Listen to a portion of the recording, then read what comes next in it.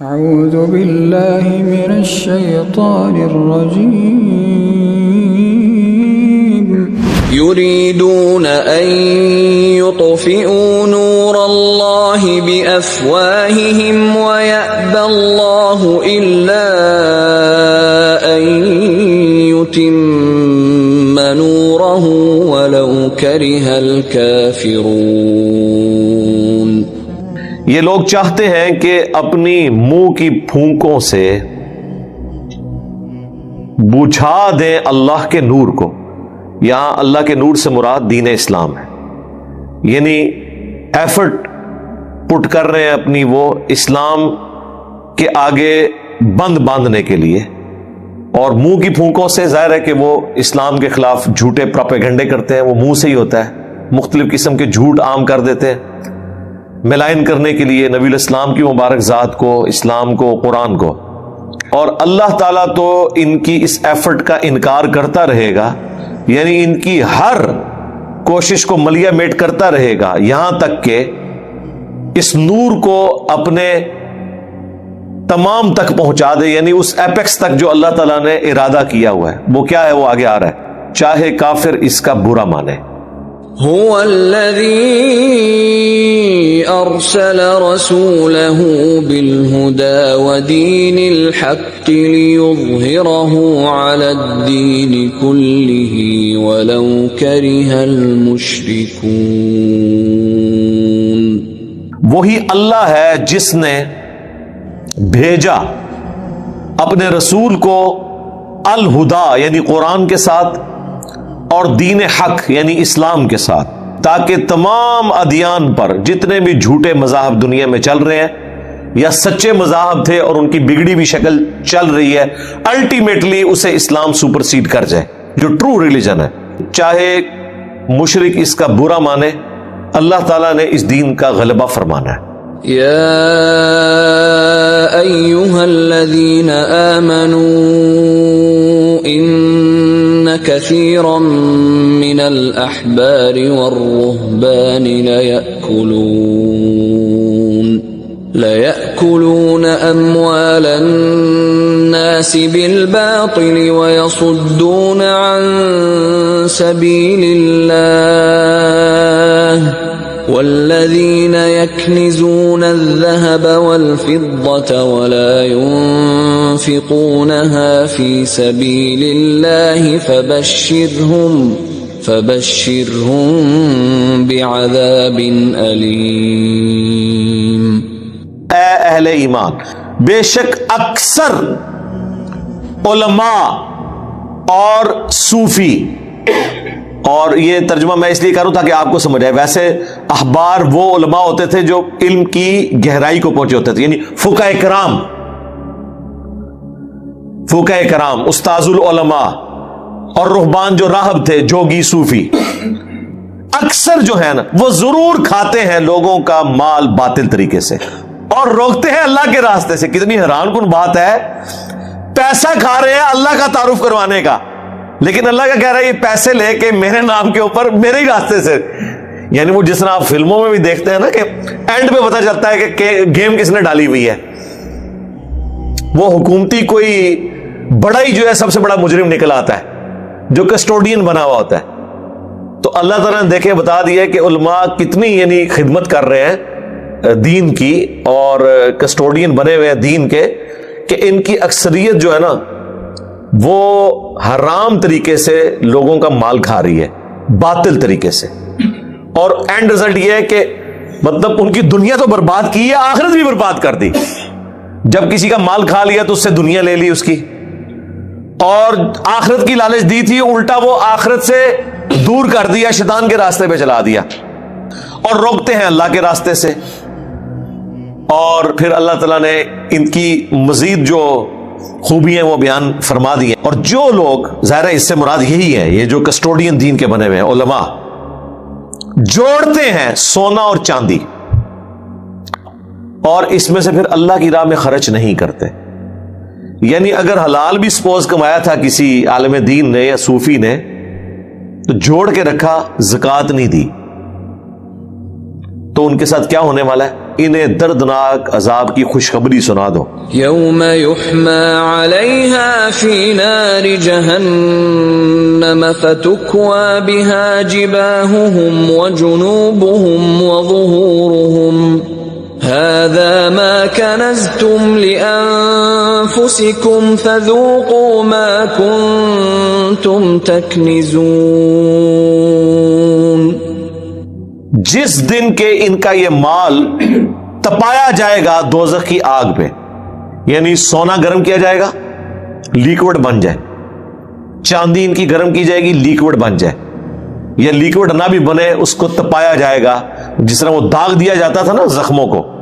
تو اللہ تعالیٰ ہمارا قیامت کے دن یہی مال ان کا دوزخ کی آگ کے اوپر گرم کیا جائے گا، پھر ان کی پیشانیاں داغی جائیں گی گرم کر کے نا. وہ جو انہوں نے مال جوڑ رکھا ہے نا وہ گرم کر کے سونے اور چاندی کے سکے ان کے ماتھوں کے اوپر لگائے جائیں گے اور ان کے پہلوؤں کے اوپر اور ان کی پیٹھوں کے اوپر.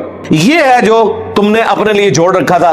یعنی اصل میں یہ بتایا جا رہا ہوگا کہ یہ جوڑا تھا نا، لو اب اس مال کو کہو کہ آخرت کی عذاب سے تمہیں بچا لے. کوئی نہیں بچا سکتا. جو سورہ آل عمران میں آیا کہ زمین پوری سونے کی ہو اور وہ پوری کی پوری کوئی فدیے میں بھی دے دے، یعنی یہ سمجھانے کے لیے، تب بھی اللہ کے عذاب سے بچ نہیں سکے گا. تو چکھو اب یہ سزا اس جرم کے بدلے میں جو تم نے دنیا میں کنز بنایا ہوا تھا، مال جوڑ کے رکھا تھا. ان عدت الشہور عند اللہ 12 شہرا فی کتاب اللہ یوم خلق السماوات والارض منها 4 حرم ذلك الدین القیم فلا تظلموا فیہن انفسکم وقاتلوا المشركين كافة كما يقاتلونكم كافة واعلموا أن الله مع المتقين. بے شک اللہ کے نزدیک مہینوں کی گنتی 12 ہے. اللہ تعالیٰ کی کتاب میں، لوح محفوظ میں، اللہ تعالیٰ کے بنائے ہوئے ڈیوائن پلان کے اندر جب سے اللہ تعالیٰ نے آسمانوں اور زمین کو پیدا کیا ہے مہینے 12 ہیں. اور یہ دیکھیں 12 مہینے آلموسٹ سارے کیلنڈرز میں چل رہے ہیں، چاہے لیونر ہو، سولر ہو، اس کے علاوہ بھی جو کیلنڈرز ہیں ان کے اندر. ان میں سے 4 حرمت والے ہیں جو میں نے بتایا، بخاری مسلم میں آ گیا. 4 مہینے ذی قعدہ، ذوالحجہ اور محرم، اور اس کے بعد پھر بعد میں رجب. یہ 3 کنسیکٹیو ہیں ایک الگ سے. یہ ہے اللہ تعالیٰ کا قائم کردہ دین، یہ اللہ تعالیٰ کی شریعت ہے. اس میں ظلم نہ کرنا ان مہینوں میں اپنے آپ پر، یعنی شریعت نے جو پابندیاں ان مہینوں میں لگائی ہیں اسے آپ نے وائلیٹ نہیں کرنا. سب سے بڑی پابندی یہ تھی کہ آپ نے ان مہینوں میں جنگ نہیں کرنی. ایون جنگ صفین روک دی گئی تھی حرمت والے مہینے کی وجہ سے. اب تو ایسے کوئی خیال ہی نہیں ہوتا، یعنی کہیں اسلامی حکومتوں کو خیال ہی نہیں ہوتا کہ یہ جو اپنی جنگیں یا آپریشنز لانچ کر رہے ہیں یہ حرمت والے مہینوں میں ہے بھی ہے یا نہیں. ان چیزوں کا خیال نہیں رکھا جاتا.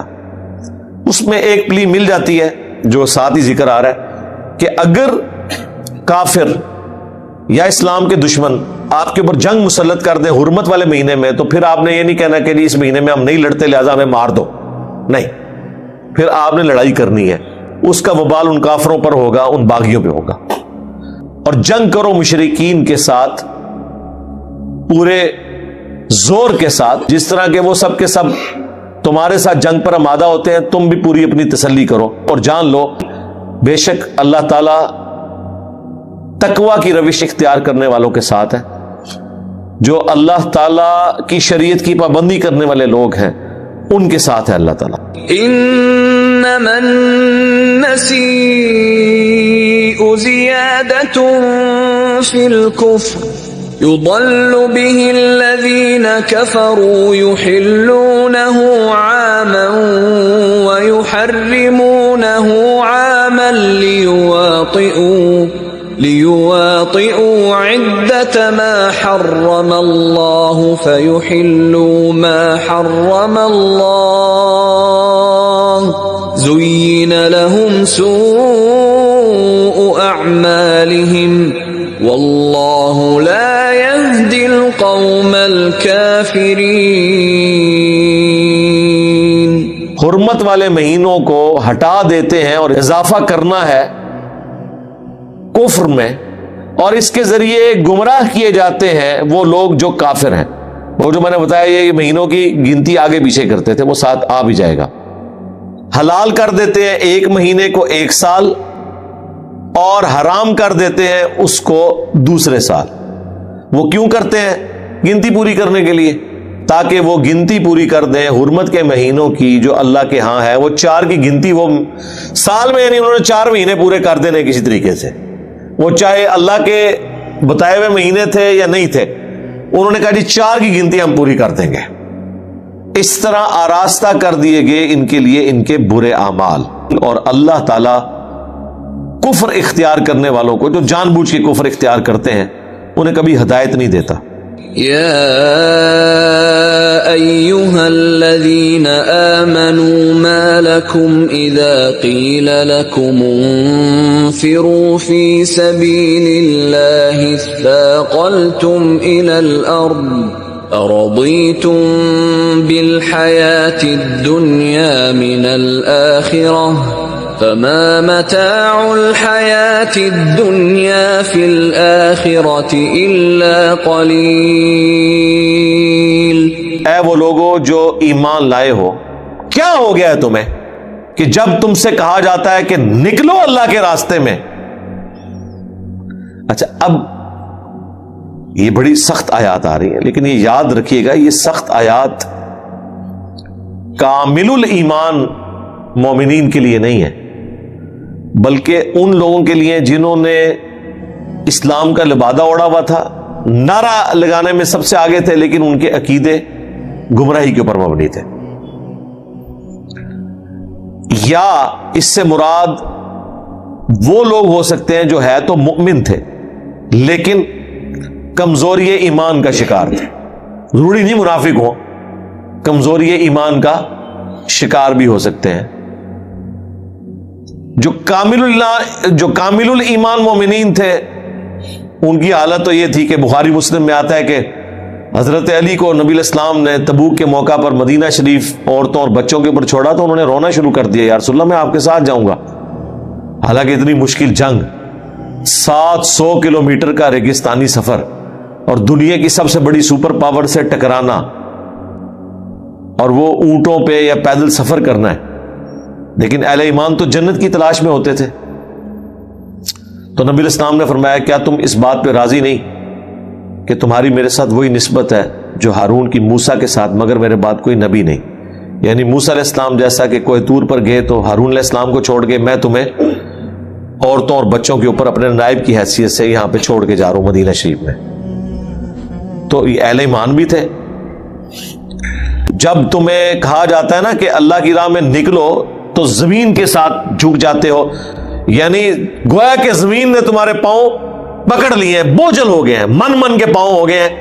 اب نکلنا پڑ رہا ہے نا تو جان بھی جا سکتی ہے، اس ڈر کی وجہ سے تم جہاد میں نکلنے کو اس سے کنی کترا رہے ہو۔ کیا تم نے دنیا کی زندگی کو پسند کر لیا ہے آخرت کے مقابلے میں؟ یعنی دین میں جو ڈھیلا ہوتا ہے نا اس کی اصل وجہ یہی ہوتی ہے کہ وہ دنیا کی زندگی کی منفعت چاہ رہا ہوتا ہے۔ اگر واقعی وہ آخرت چاہنے والا ہو نا تو اتنی ایفرٹ پٹ کرے جتنی دنیا کے لیے کرتا ہے، جبکہ یہ مان بھی رہا ہو کہ آخرت وللآخرۃ خیر و ابقیٰ، آخرت بہتر بھی ہے اور ہمیشہ رہنے والی بھی ہے۔ تو پھر تو اسے دنیا کو لائبلٹی سمجھنا چاہیے، آخرت ایسٹ ہونا چاہیے۔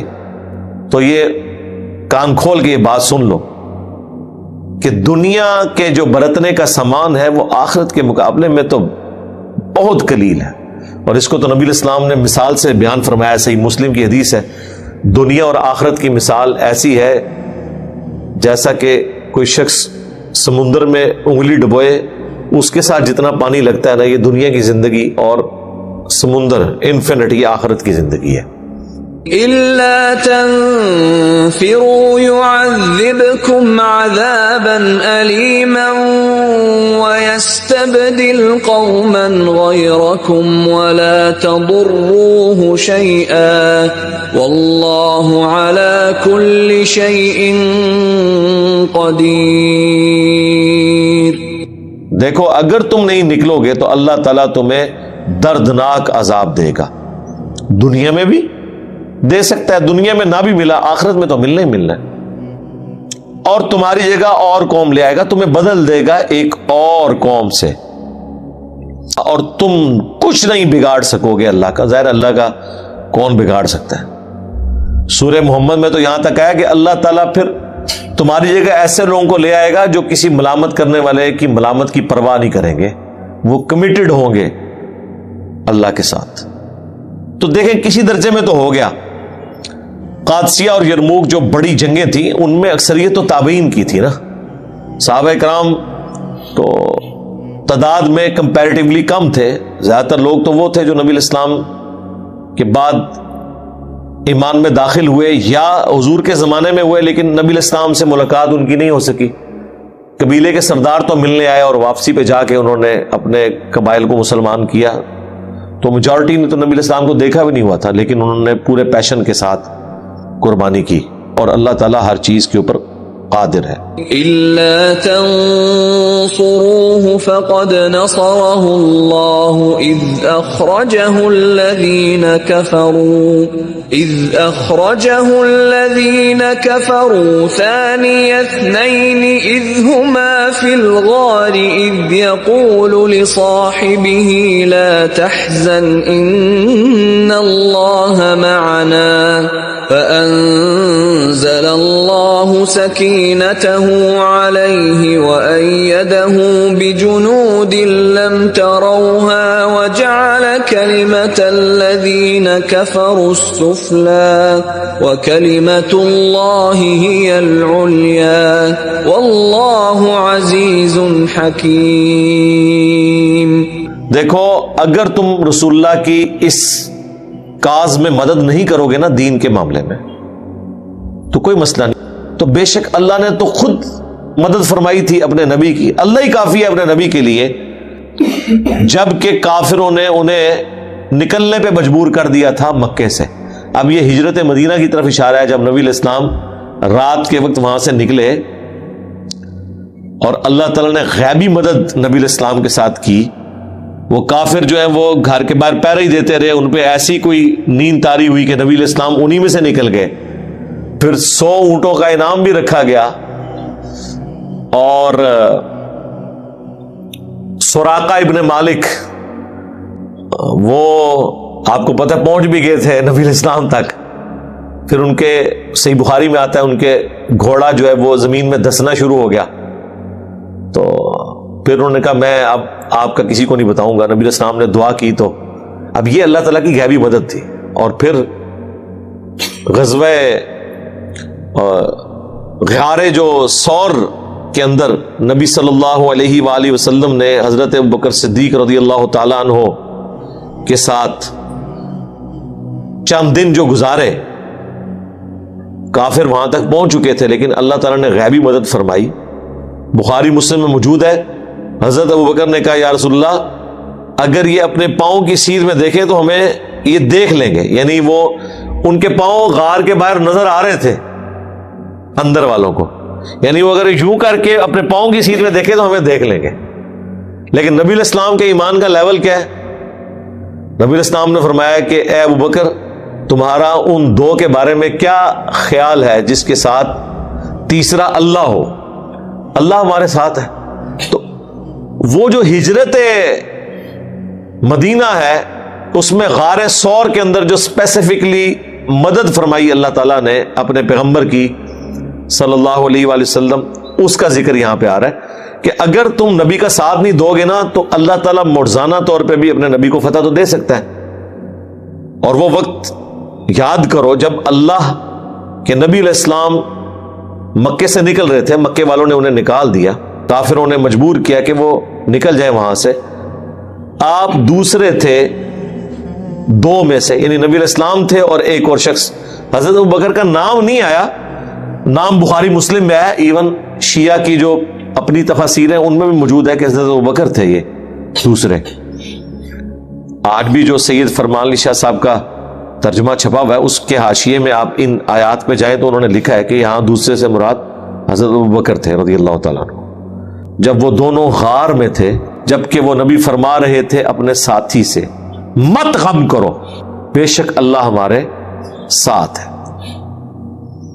آپ ذرا نبی کا کانفیڈنس لیول دیکھیں جی، یعنی یہ نبی کے لیول کا ایمان کسی کا نہیں ہو سکتا.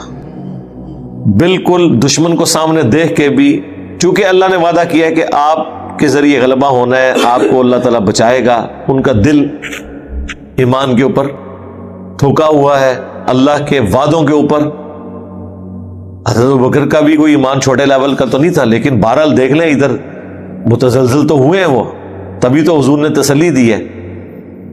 اور بخاری مسلم میں تو آگے الفاظ ہیں کہ تمہارا ان دو کے بارے میں کیا خیال ہے جن کے ساتھ تیسرا اللہ ہے.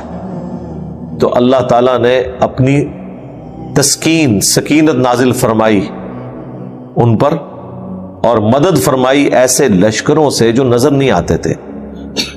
اور اللہ تعالیٰ نے کافروں کی بات کو سرنگوں کر دیا، ذلیل کر دیا ان کے ارادوں کو. ان کے جو دعوے تھے، ان کی باتیں، وہ اللہ تعالیٰ نے ملیہ میٹ کر کے رکھ دی. اور اللہ ہی کی بات کو ہمیشہ سر بلند رہنا ہے. اللہ ہی کی بات بلند ہوئی، پھر اللہ تعالیٰ غالب ہے، حکمت والا ہے.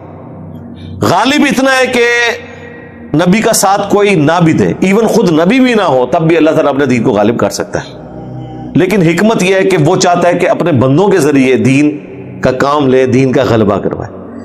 انفروا خفافا وثقالا وجاهدوا بأموالكم وأنفسكم في سبيل الله ذلكم خير لكم إن كنتم تعلمون. جہاد کے لیے اب نکلو ہر حال میں، چاہے ہلکے ہو یا بوجھل ہو، یہ تو اب جہاد تمہیں کرنا ہے. اچھا، یہ نفیر عام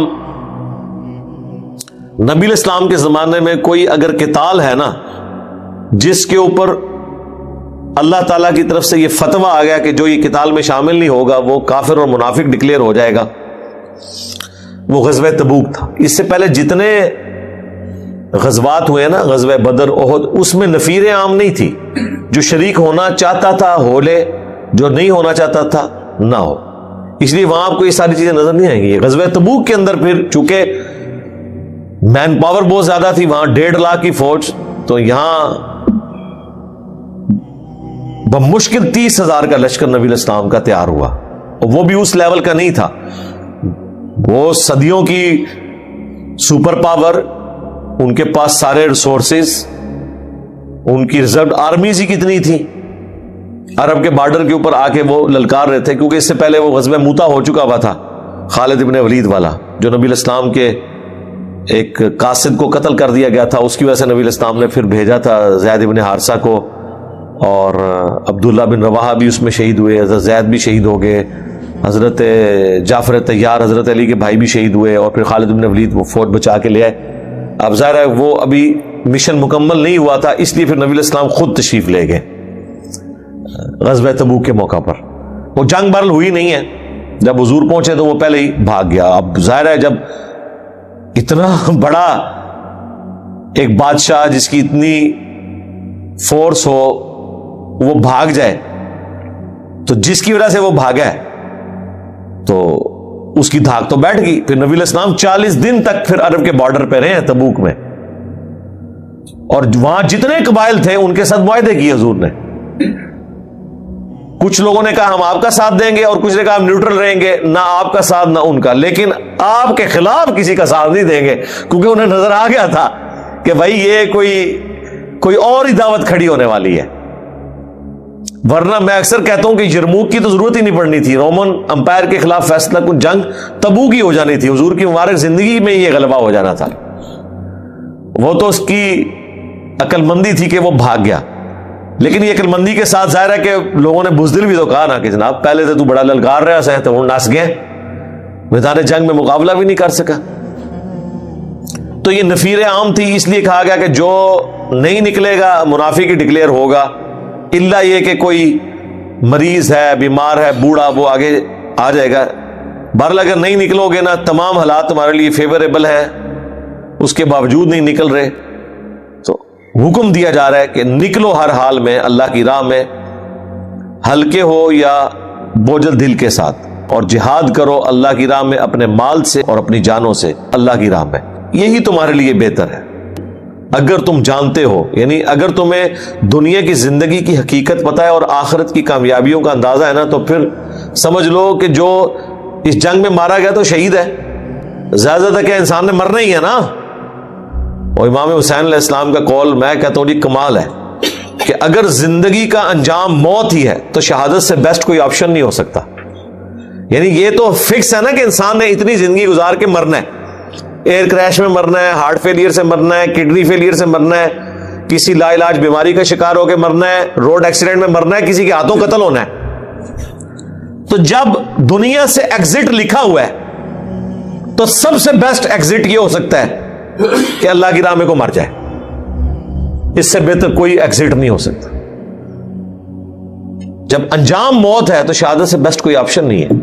لو كان عرضا قريبا وسفرا قاصدا لاتبعوك ولكن بعدت عليهم الشقة وسيحلفون بالله لو استطعنا لخرجنا معكم يهلكون أنفسهم والله يعلم إنهم لكاذبون. اگر کوئی مال قریب ہوتا، کوئی ماٹھی سی کوئی آرمی ہوتی، اس سے جنگ کرنی ہوتی اور مال غنیمت بہت زیادہ ہوتا اور سفر آسان ہوتا تو اے نبی یہ تیرے پیچھے پیچھے چلتے. لیکن اب انہیں مسافت بڑی دور لگ رہی ہے. ظاہر ہے مسافت تو دور ہے بھی تھی، لیکن اس سے بڑی تکلیف ان کے لیے تھی کہ یہ سپر پاور سے ٹکرانا ہے، اور یہ ضرور ان قریب قسمیں کھائیں گے اللہ کی. اگر ہمارے اندر کوئی طاقت موجود ہوتی، کوئی تیاری ہوتی، ہمارے پاس بھی اچھے گھوڑے ہوتے، مال ہوتا، تو کوئی یار سنا میں تو تھوڑے اگے ہونا سی، یہ چنڈا میں ہی چکنا سی، تو ہم ضرور آپ کے ساتھ نکلتے. اللہ تعالیٰ نے اس پہ ورڈکٹ دیا، یہ اپنے آپ کو ہلاک کر رہے ہیں.